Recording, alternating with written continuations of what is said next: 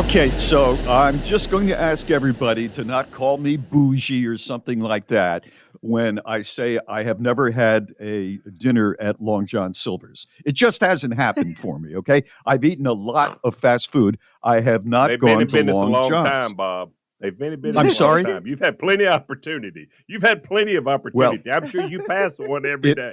it hasn't happened, and we just had Josh Sneed on, the comedian, who was saying that if you go to Long John Silver's, they have a thing called crumblies. Is that what they call them? Crumbs. Crumblies? Crumbs, Crumbs. They're crumbs. crunchies. And Yeah, the crumbs are it's the breaded part of the fish or chicken that is broken off in the fryer lighter, and they somehow scoop it up and sell it. And God, they are John so Sneed good. did a very funny thing about the first manager who came up with the idea. He was ticked off with people getting it for free. And I thought, maybe that happens. It's kind of the idea that somebody's buying, stuff that's just floating around on the top of a fryer lighter. I don't know about that. I don't know if that's everywhere. Well, our very own Lamar said, "Oh yeah, and I always ask for extra." Oh my gosh! Can you now listen? can, Listen, I haven't been in a while, but for years. I mean, I went to Long John Silver's. I never less than once a week, and they didn't charge for them. You ordered. I'd get the 3-piece fish and more, and I'd say, "Give me extra crunchies." And they would give me my plate. And they would put a bunch of those crunchy crumbs on the top of it, and they were awesome. They're just awesome. You can get them in a tray on the side. You get crunchies on the side. I say, give me the crunchies on the side. They put crunchies on the side. and it's just like microscopic pieces of fish no, that are coated.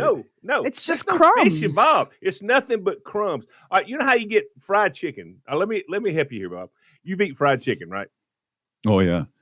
Okay. You know how that batter is really crispy on fried chicken, but there's no chicken in it. It's that batter. Yeah. This is the same thing. This is the fish batter, and I mean they're from the size of from a dime up to a quarter. I mean that size, and they're just they're crunchy. You put them in your mouth and chew them, and they're awesome. I mean they're awesome. So the crunchies came off the fish or the chicken when they were preparing it to go in a bag or whatever. And then they save it. They save it on the side. Well, some of it falls off when you put it in the fryer, and everything, all of that falls off, it still comes to the top, just like everything else. And it's in the basket, It's in the and it's 10 cents.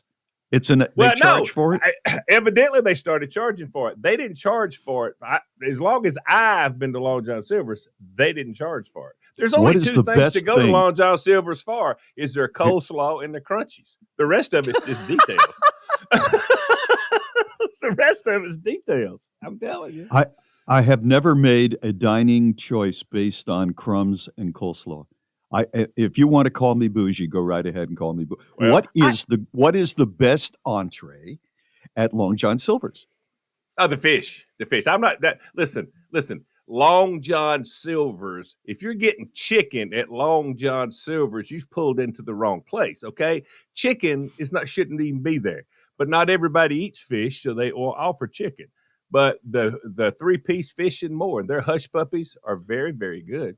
Yes. What kind of fish? Lamar, what kind of fish is it? Cod. It's cod. Yeah, it's white. It's white fish. White cod. It's white fish. Yes. So Lamar, one place I think that Bob makes a really strong point is it's hard to imagine like getting a bank to finance a restaurant idea based on fry-a-later crumbs and coleslaw, but clearly it's working for Long John Silver's. It's just a little surprising.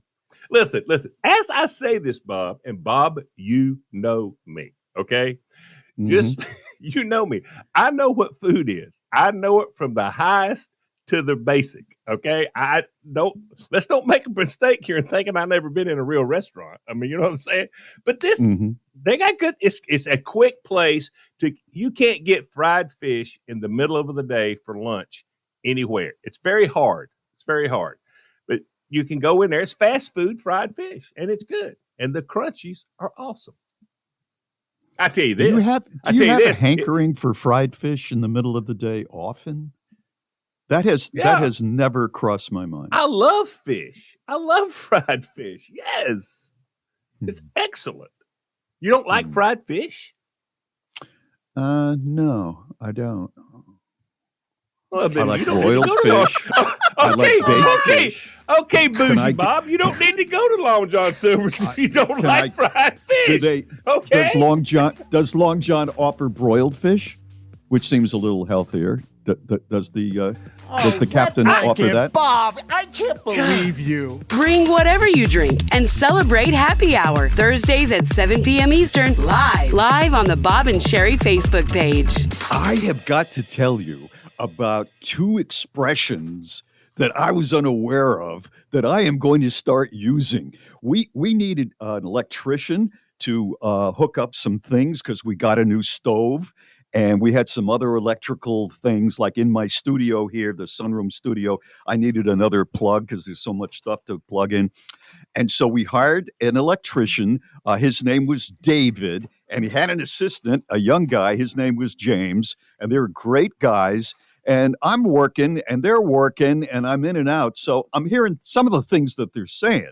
And one of the things was James was up in the attic because he was running a wire that was going to be hooked up. And the big guy, David, was down below. And they're calling to each other. You know, that pull down is down, and so they can hear each other if they yell. And so David fired up the switch to make it live. And he calls to David. He says, "Is that hot? Is that hot up there?" And David James rather calls down, "Hot as butter. It's hot as butter." Hot as butter. What? That is a good expression. It's what? live. About what? The electrical connection is hot. Butter's not It's hot as butter. Butter's not I mean, hot. Butter's not hot. Butter's Smooth not It's a as good butter. expression, okay? Smooth- and I'm no, going to start smooth using as it. butter. Smooth as No, butter. no, Smooth hot as because butter, it's not hot as electricity. butter. It's Hot. it's Hot as a electricity. firecracker. Butter ain't hot. Nobody Hot as a wants firecracker. cold butter. Nobody Hot wants as a cold forest butter. fire. Anyway, I'm going to start using it, and I'm going to start using it with the wife. You are hot as butter, if you know what I mean. So that's the first one. Here's the second one. I said to David, so these two sconces, you're gonna measure so they're exactly the same because she's very particular, exactly the same, and you can drop the wires into this socket. And you know what he said? I'm going to make it happen, Captain. Oh, I'm oh going to God, make you're not it going happen, to adopt Captain. that too, are you? I am. Yeah, I'm going to yeah. start using that. Let's set it up. You okay? could use that when So, you rent like, the boat. You could use that on the boat. Make it No. happen, I'm Captain. going to use it in regular things. Let's No. say, Sheri, you want to assign me a task, like That's a good one one. of your tasks. Wait, that's Hey, Sherry. T- Here's tell the task. no, not to everybody, give him. just listen to Wait, me. Just listen, listen. to me. wait. So Hey. you make up the task, and then I want to come back with, it's going to happen, Captain. All right. So go ahead. Hey, Sherry. Whatever Yeah, task you give him, don't give him the task of making up catchphrases. Do not give him. Oh that yeah, task. that Whatever- he does not get that task. Go All ahead. right, so give me like one of the annoying things that you have to do, and you're going to assign it to me.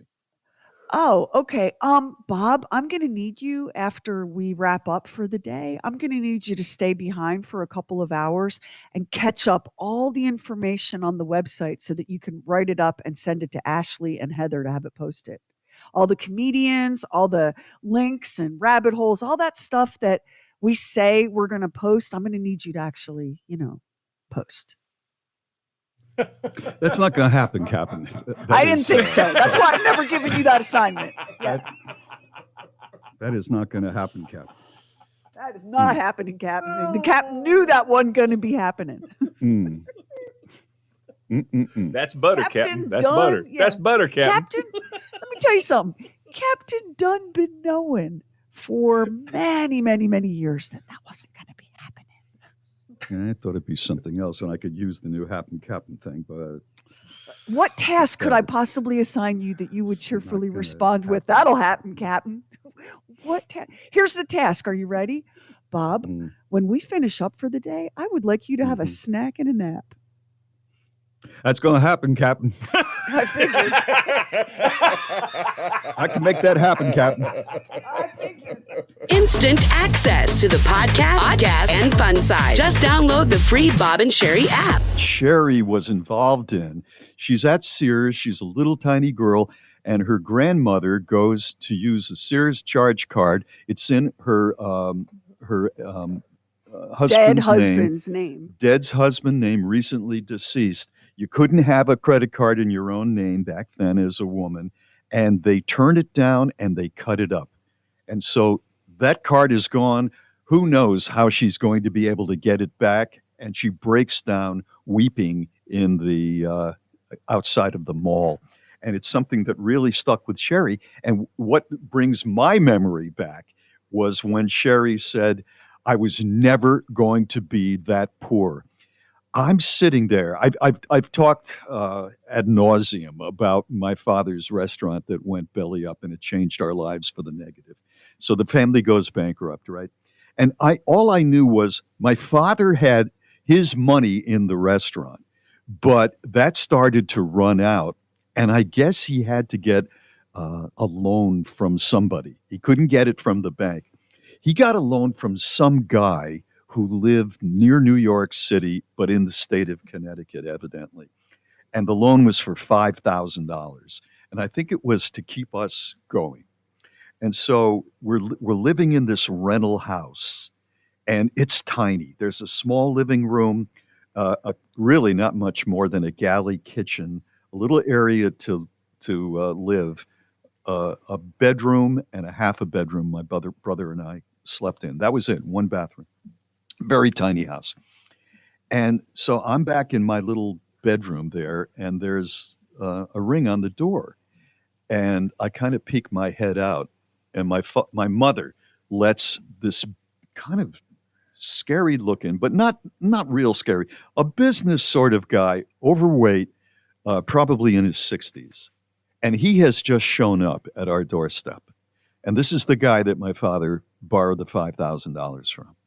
So I am around the corner, and I'm just kind of watching this because, there's somebody in our house. There was never anybody coming to our house. It was like when he went broke, the Berlin Wall went up. The guy just sits right down on the couch. And my father is quiet and polite. And my mother is tapping her foot in the dining area.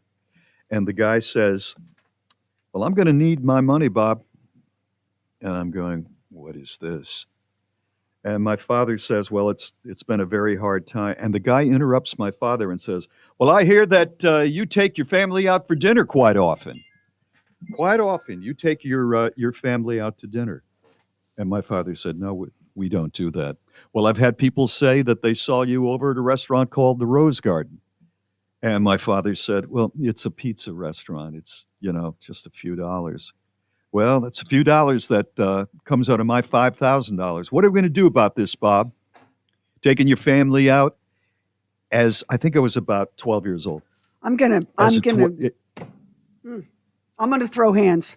I cannot believe that the condescending humiliation. Yeah. He was humiliating. He was humiliating my father. And I was 12 years old, and I was not a big kid. It was everything that I had not to go out there and hit the guy, because it's a 12-year-old brain, yell at the guy. The only thing that stopped me from doing that was I didn't know how my father would react. You know the scene in The Sopranos where there's a contract on Tony's life by his uncle floating around, Anthony Jr., Tony's son, hears about it, finds a gun in the house, and he's like 15 and goes after to kill his uncle. And thank God, for him, he stopped. I had that kind of anger that my father, who was not an easy guy to get along with, that my father was being humiliated like that. And I don't know what happened, and I never asked because I didn't want to make him feel worse that his son, observed all of this. Nobody knew that I was there. But eventually the guy left, and there was nothing but silence in the house. Nothing but silence. And I don't know if the guy got paid or if my old man walked on that thing. But at that moment, subconsciously, I think I said to myself, don't you ever let yourself be in that position where you owe some guy money like that.